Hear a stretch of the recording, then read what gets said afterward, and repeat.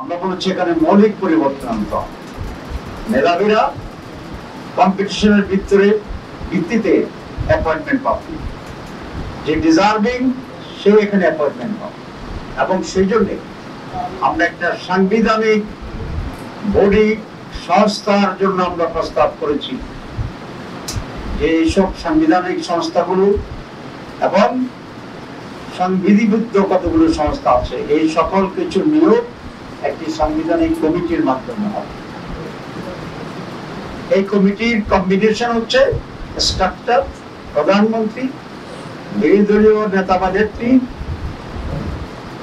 Speaker, deputy speaker, প্রধান উপদেষ্টা, প্রধান বিচারপতির পক্ষ থেকে সুপ্রিম কোর্টের একজন প্রতিনিধি এবং প্রেসিডেন্টের পক্ষ থেকে একজন যোগ্য প্রতিনিধি।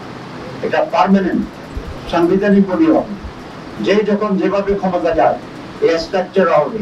এবং এই বডি 7 জন আছে, 7 জনের ভিতরে কমপক্ষে 5 জন একমত হলেই সেটাকে অ্যাপয়েন্টমেন্ট দেওয়া হবে। তাহলে কি যোগ্যতার ভিত্তিতে হওয়ার সুযোগ আছে না? নির্দলীয় হওয়ার সুযোগ আছে। এখানে বিএনপি একটু আপত্তি করে দুইটা কারণ। একটা কারণ হচ্ছে তারা ধরে নিয়েছে এবার তারাই ক্ষমতায় যাবে। কি করে নিছে? ধরে নিছে। তো তাহলে ইমিডিয়েটলি তাদের জন্য যা যা সুবিধা সেগুলোকে তারা নিশ্চিত করবে।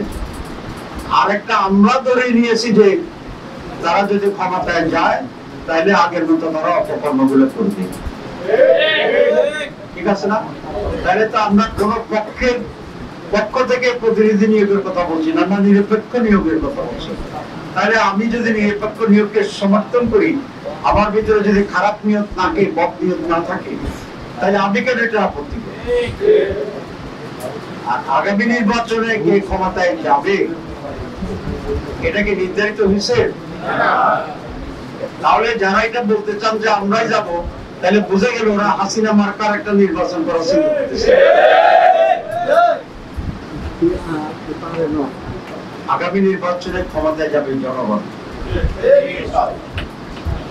জনগণ যাকে ভোট দেবে তারাই ক্ষমতায় যাবে। 3-4 দিন আগে একটা জনসভা হয়েছে, সেই জনসভায় জামাত ইসলামীও গিয়েছে, অন্যান্য ইসলামের দল গিয়েছে, কিছু অন্যান্য দল গিয়েছে। এত করে তাদের ভিতরে দেখলাম যে খুবই রিয়াকশন আছে।